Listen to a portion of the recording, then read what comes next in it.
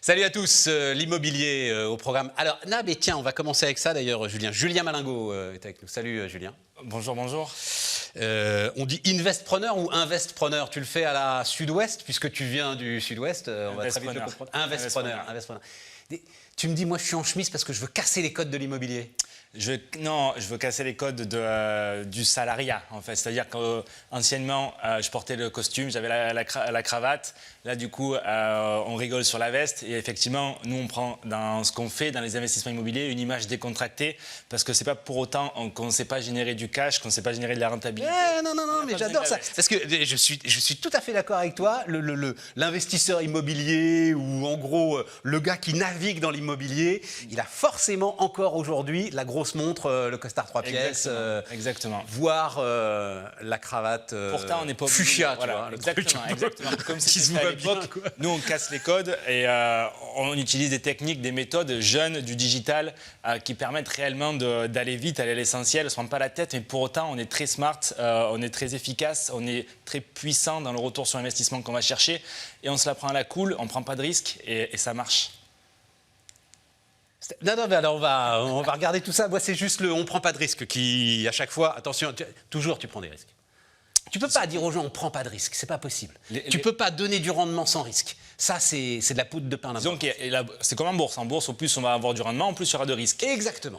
L'immobilier, c'est qu'on choisit, comme en bourse, quel rendement on veut. Et à l'inverse de la bourse, c'est beaucoup plus prédictible. C'est pas volatile. On est capable de mettre des assurances, on est capable de mettre des garanties, de façon à s'assurer que le cash qu'on a prévu d'encaisser va rentrer en fait. Donc c'est quand même beaucoup plus prédictible que la bourse. Et effectivement, on choisit le niveau de risque qu'on décide. Bon, mais alors attends, parce qu'il faut juste qu'on raconte une petite histoire quand même, parce que moi ça m'intéresse. Les parcours de vie, c'est toujours très intéressant. Alors là aussi, on l'entend pour le coup, c'est l'arc, voilà, et l'arc aéronautique, Bordeaux-Toulouse, voilà. Et donc toi, tu es là-dedans il y a quelques années, c'est ça, ingénieur aéronautique? Voilà, toute ma carrière de salarié dans un grand groupe aéronautique du côté de Toulouse, je ne sais pas si on peut le nommer ou pas. Il n'y en a pas 35 si c'est un grand groupe aéronautique. Effectivement. C'est lequel? Non, j'étais chez Airbus en tant qu'acheteur, commercial, négociateur de contrats, même aux ressources humaines, gérer des équipes, une carrière épanouissante pendant 15 ans, des diplômes, des promotions, tout allait bien pour continuer à évoluer et prendre plus de responsabilités. Ouais. Sauf que à l'arrivée de mon premier enfant, en fait, du coup, j'ai pris conscience que c'est pas ça qui m'animait, c'est pas ça qui me rendait heureux. Ouais. Même si au quotidien, j'avais des responsabilités, je voyageais en business class dans le monde entier, on signait des contrats, c'était génial. En réalité, ça m'a nourri pendant un certain temps. On sort des écoles, longues études, MBA, etc. C'est top. Ça nourrit notre ego. Et puis, au bout d'un moment, j'ai eu quelque part, je pense, l'honnêteté de me dire c'est pas ça que... Il y a combien de temps tu as pris cette décision? À 30 ans. Donc, du coup, la décision à 7 ans, il y a 7 ans déjà, j'ai 37 ans. Et il y a 7 ans, je me suis dit, je ne veux pas faire ça. Ce que tu racontes là, il y a toute une génération qui est en train de le vivre. Absolument. C'est ça, exactement. Exactement. Et du coup, on se pose des questions en se disant j'ai pas envie de continuer encore à travailler comme ça jusqu'à 45 ans ou 50 ans ou 60 ans, arriver à la retraite à 70 ans. Pour quelle retraite, on n'en sait rien. Par contre, on a peur d'entreprendre parce que du coup, effectivement, on ne va pas quitter un confort quand même certain d'une grande entreprise, de bonnes primes, un confort de vie vraiment stable. On n'a pas envie non plus d'investir en bourse parce qu'il faut être patient, il faut avoir de l'épargne. Et donc, l'immobilier, c'est comme ça qu'en testant des techniques, des stratégies d'investissement, on s'aperçoit que c'est une place de marché. Il y a des personnes qui font de super bonnes affaires et qui, en parallèle de leur job, arrivent à se créer des rentes passives, arrivent à faire de la revente et se créer de véritables sources de revenus secondaires. Et c'est comme ça que petit à petit, du coup, je me suis dit, je vais investir, faire des rentes, arriver à remplacer mon salaire et ensuite, je pourrais partir mener d'autres projets. Et c'est né, l'école des investisseurs est partie de ce constat. C'est ça, non mais attends, le truc c'est la question, c'est-à-dire que tu ne fais pas, enfin tu en fais, mais ton sujet c'est pas de l'investissement immobilier, ton sujet c'est de former des particuliers Oui, qui seraient intéressés par une démarche d'investissement immobilier. Exactement. C'est-à-dire que moi, personnellement, pour faire cette transition de vie, parce que comme je l'ai dit, je n'avais pas forcément envie d'aller élever des chefs dans le Larzac et remettre tout mon niveau de vie en question, je voulais avoir plus de temps de libre, donc moins travailler, sans remettre en perspective mes sources de revenus, pas baisser ma rémunération. Donc, j'ai utilisé des techniques d'investissement qui étaient précédemment réservées aux professionnels, aux marchands de biens, aux promoteurs immobiliers. Et ça, du coup, j'ai pris mon couteau, ma cuillère et j'ai testé pendant plusieurs années, sur plusieurs projets, qu'est-ce qui marchait, qu'est-ce qui ne marchait pas. 2019, j'avais remplacé mon salaire, du coup, j'ai pu quitter l'entreprise et vivre de ces rentes passives. Du coup, à l'époque, j'avais 34 ans. Bon, on prend du temps libre. C'est pas que j'étais feignant, que je voulais plus travailler, mais c'est mine de rien. Au bout, non, mais à un moment, tu te dis, je vais pas devenir rentier à 34 ans. Exactement. Quoi. Je m'occupe de mon fils le matin, je vais aller chercher à l'école, je fais mon sport. Mine de rien, chaque semaine, il reste quand même pas mal de temps. Et de là, j'avais des anciens collègues et des proches des familles qui me demandaient comment tu as fait, quelles sont ces techniques, explique-nous.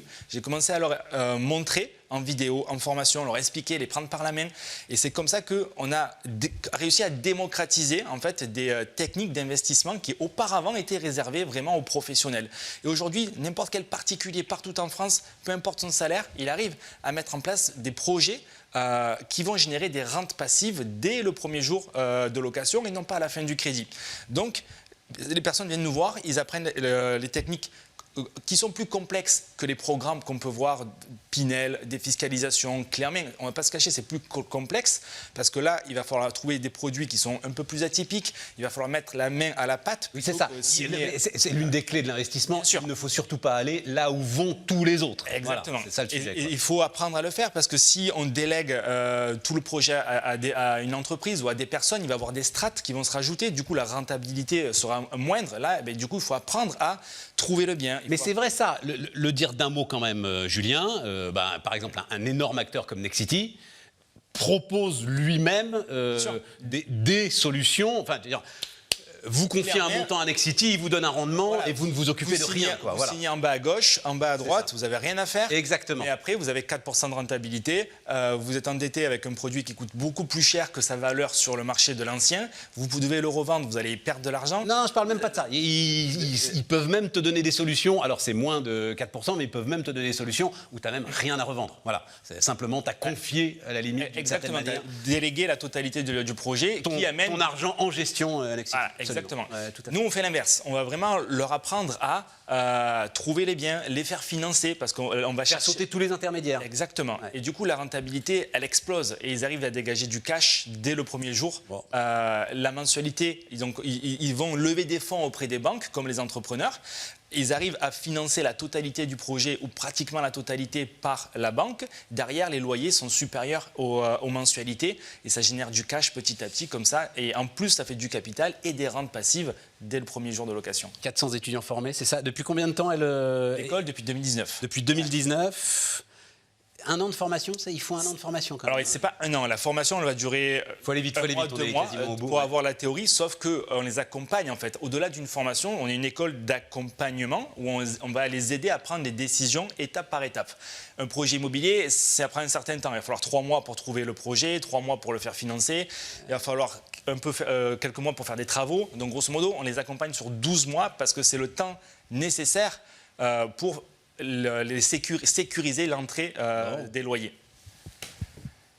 Du coup, je ne suis pas tout seul, on a une équipe de coachs experts qui est voilà. C'est ça qui est assez formidable derrière. Et sans doute, tu ne pensais pas à ça. Mais l'un des, peut-être même le principal problème aujourd'hui de notre économie, c'est le logement.